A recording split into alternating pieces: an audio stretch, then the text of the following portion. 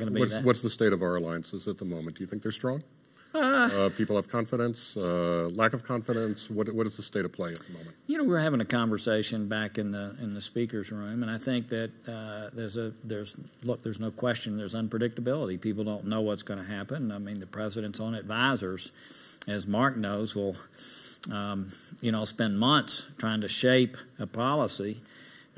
He will give feedback all along the way, and then finally at the end he's going to make a decision. But people in the room many times don't know what that is going to be. So I will say again, as you know, the president and I haven't always seen eye to eye. That's been well documented. On the other hand, I will tell you, I've seen where that unpredictability has been helpful in negotiations. I mean, we're talking. What do you think of?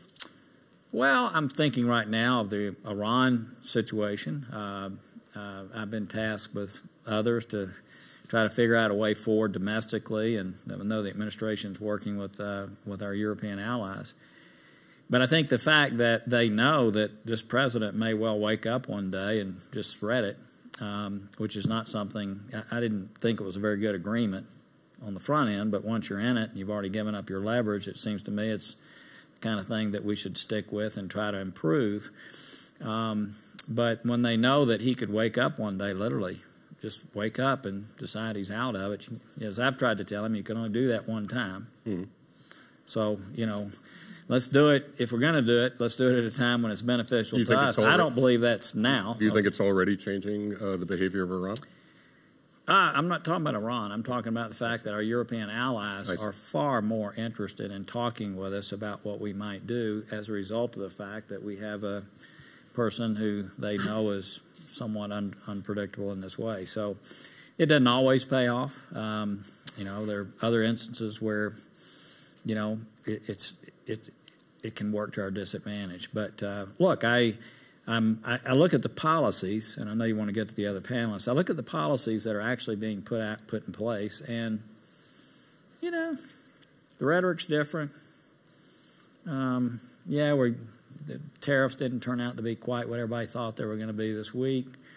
But I do think it speaks to the people of our country, and I think that I will have to say has done an incredible job in rallying those animal spirits in our own country. There's no question. I mean, the deregulation that's taken place, the tax reform we just passed, it's affecting the world economy, the IMF reports we all are aware of. So this making us strong economically, and I'll just stop with this. You read the national security report that just came out, and I think what's striking about it is its incredible focus on our national security being so tied to our own economic security. And at the National Security Council, the head of our National Economic Council sits at that table, as do other people involved in economic issues. And so I do think that what is consistent, and there's been inconsistencies, what is consistent is the fact that I